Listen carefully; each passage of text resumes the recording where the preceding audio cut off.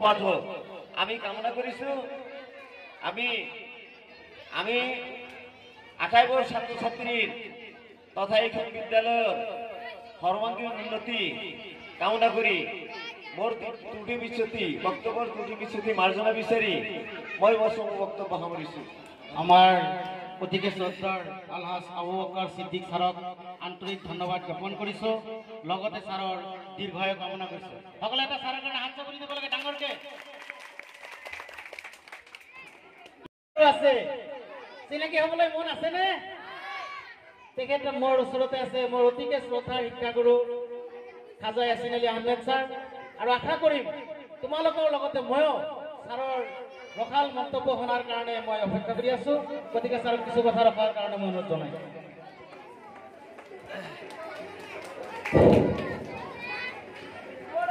আজি শিক্ষক দিৱস পালন কৰি আছে মৰমৰ ছাত্ৰ ছাত্ৰীসকল, গ্ৰীণভিলি একাডেমীৰ শিক্ষকসকল আৰু মৰমৰ ছাত্ৰ ছাত্ৰীসকল, যিখিনি ভাষণ বক্তাই দি গ'ল, মোৰ এটাই কথা, তেওঁলোকে যে কথাবিলাক ক'লে এইবিলাকে তোমালোকে বিচাৰ কৰি দেখিবা আৰু এইবিলাক উপদেশ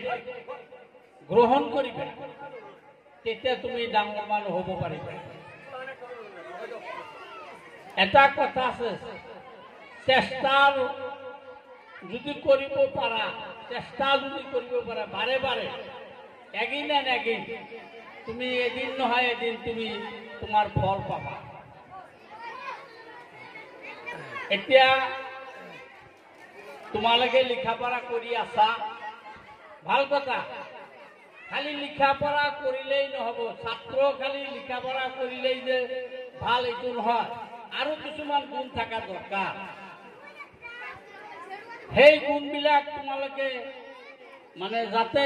প্ৰকাশ কৰিব পাৰা। যদি ছাৰ এজনে ক'লে যে এই ছাত্ৰজন ভাল, সি ভাল, তাৰমানে এইটো এটা দোৱা, ছাত্ৰজন ভাল, খালি যে লিখা পঢ়াই ভাল এইটো নহয়, এই যে চলন ফুৰণ সেইটোতো ভাল। যেই নহওক ছাৰসকলে তোমালোকক শিকাই আছে আৰু তোমালোকে যাতে শিকিব পাৰা সেই হিচাপে প্ৰশ্ন কৰিব। এইটো মনোভাৱ নাৰাখিবা যে ছাৰক যেনেকৈ আমি ভুল ধৰিব পাৰো, এই মনোভাৱটো নাৰাখিবা কেতিয়াও। যেই নহওক ছাত্ৰৰ আসল হল অধ্যয়ন, এই অধ্যয়নটো যদি তুমি ঠিকমতো কৰিব পাৰা তুমি সাকসেস হবা। আৰু যিমান ভাল ছাত্ৰ নহওক কিয়, যদি তুমি পলাইট নাহও, নম্ৰ নহও, মানুহে যদি তোমাক আশীৰ্বাদ নকৰে, তেতিয়াহ'লে তুমি কেতিয়াও ভাল ছাত্ৰ হ'ব নোৱাৰা। তোমাৰ ব্যৱহাৰটো ভাল লাগিব, খালি নম্বৰটো যে বেছি পাইছে এইটো নহয়, তোমাৰ ব্যৱহাৰটো, তোমাৰ আচাৰ ব্যৱহাৰটো ভাল থাকিব লাগে,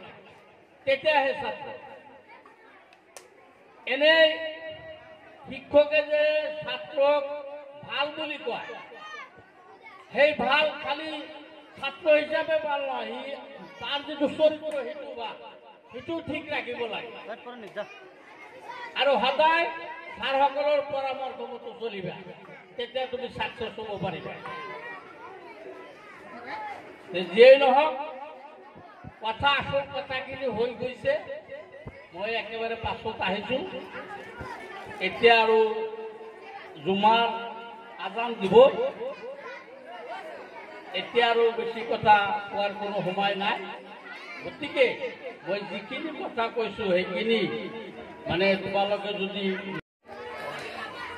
ভাষণ দিয়াৰ সময়ত বিভিন্ন ঠাইৰ পৰা বিভিন্ন অতিথি আহিছে, তোমালোকক ভাল ভাল কথা ক'ব, তোমালোকে শুনিবা। কিন্তু আজি কি দেখা পালো, এফালে লেকচাৰ দি আছে, আমি উঠা বহা কৰি আছো, ইফালে ইফালে ঘূৰি আছো। আমাৰ একাডেমিৰ বদনাম হল না নাই? কিয় হল আমি তোমালোকক কি শিকালো তোমালোকে চালো মই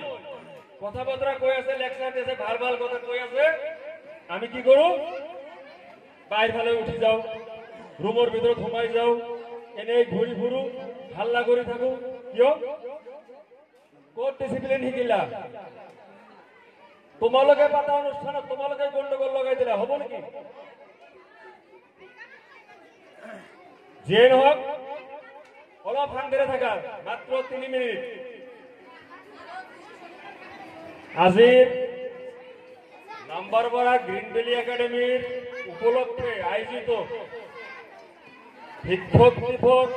উপলক্ষে যি সভা অনুষ্ঠিত হৈছে সেই সভাৰ সভাপতিদেৱ মোৰ শ্ৰদ্ধাৰ ছাৰ খাজা ইয়াছিন আলী আহমেদ ডাঙৰীয়া মোৰ সতীৰ্থ শিক্ষকসকল অভিভাৱকসকল মোৰ মৰমৰ ছাত্ৰ ছাত্ৰীসকল আজি শিক্ষক দিৱস শিক্ষক এনেকুৱা এটা শব্দ যাৰ ঋণ আমি জীৱন থকালৈকে পৰিশোধ কৰিব নোৱাৰো এষাৰ মাত দিলেই আমাৰ সমস্ত ঋণ তোমালোকৰ সমস্ত ঋণ মাফ হৈ যাব জানানে যেতিয়া বুঢ়া বয়সত কেকাই কেকাই ৰাস্তাৰে খোজ কাঢ়িম তোমালোকৰ লগত যদি দেখা হয় কি বুলি মাতিবা ছাৰ এই শব্দটোৱেই হল আমাৰ প্ৰাপ্তি আমি এই বেলেগ একো নিবিচাৰো ছাত্ৰ ছাত্ৰীৰ পৰা ছাৰ শব্দৰ লগত আৰু এটা বস্তু বিচাৰে কি সেইটো তোমালোকৰ জীৱন যাতে উন্নত হয় যদি কোনো ছাৰে শুনা পায় যে মোৰ অমুক ছাত্ৰজন অমুক ছাত্ৰীজন প্ৰতিষ্ঠিত হৈছে তেতিয়া ছাৰজনে অন্তৰত শান্তি পায় আশীৰ্বাদ দিয়ে যিয়ে নহওক সৰ্বপল্লী ৰাধাকৃষ্ণন এজন শিক্ষক আছিল শিক্ষকতা কৰি কৰি কৰি কৰি ভাৰতবৰ্ষ স্বাধীন হোৱাৰ পিছত ভাৰতবৰ্ষৰ প্ৰথমজন উপৰাষ্ট্ৰপতি পদত অধিষ্ঠিত হৈছিল 5 বছৰ কাৰ্যনিৰ্বাহ কৰাৰ পিছত তেখেতক ভাৰতৰ ৰাষ্ট্ৰপতি পদত 1962 চনত বহুৱা হৈছে গোটেই ভাৰতবৰ্ষৰ ৰাষ্ট্ৰপতি দ্বিতীয়জন ৰাষ্ট্ৰপতি ডক্টৰ সৰ্বপল্লী ৰাধাকৃষ্ণন তেখেতৰ কিছুমান ছাত্ৰ সহপাঠী মৰম কৰি আশীৰ্বাদ হিচাপে তেওঁৰ নাম অনুসৰি তেওঁৰ জন্মদিনটো পালন কৰিবলৈ গৈছিল তেওঁৰ পৰা পাৰমিশন বিচাৰি ওচৰ পাইছিল ছাৰ বা বন্ধু বা যাৰ যি সম্বন্ধ কৰিছিল যে ৰাষ্ট্ৰপতি হিচাপে আপোনাৰ জন্মদিনটো ভাৰতবৰ্ষৰ বুকুত আমি পালন কৰিব বিচাৰো আপুনি অনুমতি দিব লাগে কোনোবা দিন শুনিছানে কোন রাষ্ট্রপতি প্রধানমন্ত্রীর জন্মদিন ভারতবর্ষত পালিত হয় নাই মাত্র এজনের হয় মহাত্মা গান্ধীর জন্মদিন মহাত্মা গান্ধী এজন বিখ্যাত মানুষ আছিল গোটেই ভারতবর্ষ ইংরেজর হাতরার পৰা এদিন এখন স্বাধীন কৰিবলৈ সক্ষম হৈছে ইংৰাজ খেদি ভাৰতবৰ্ষক স্বাধীনতা প্ৰদান কৰিছিল গতিকে মহাত্মা গান্ধী ভাৰতবৰ্ষৰ কাৰণে জাতিৰ পিতা হিচাপে তেওঁৰ জন্মদিনটো গান্ধী জয়ন্তী হিচাপে পালন কৰা হয় সৰ্বপল্লী ৰাধাকৃষ্ণনে কৈছিল জন্মদিনটো পালন কৰিব পাৰিবা কিন্তু মই জীৱনত যি যি কাম কৰি আহিছো তাৰ মাজত আটাইতকৈ প্ৰিয় কামটো হৈছে শিক্ষকতা গতিকে তোমালোকে যদি পালন কৰিব বিচৰা শিক্ষক দিৱস হিচাপে মোৰ জন্মদিনটো পালন কৰিব পাৰিবা যদি কৰা মই আনন্দিত হ'ম আৰু সেই হিচাপে তেওঁৰ 5 ছেপ্টেম্বৰ তাৰিখে জন্ম হৈছিল গোটেই দিন ধৰি যিমান দিন ভাৰতবৰ্ষ দৃষ্টি থাকিব 5 ছেপ্টেম্বৰ তাৰিখটো ভাৰতবৰ্ষৰ সকলো স্কুল কলেজৰ ছাত্ৰ ছাত্ৰীয়ে শিক্ষক দিৱস হিচাপে পালন কৰিব আৰু আমিও তোমালোকৰ লগত সংগতি ৰাখি আজি শিক্ষক দিৱস হিচাপে আজিৰ এই 5 ছেপ্টেম্বৰ তাৰিখটো উদযাপন কৰিছো। যিয়েই নহওক তোমালোকে আগবাঢ়ি যোৱা। আমাৰ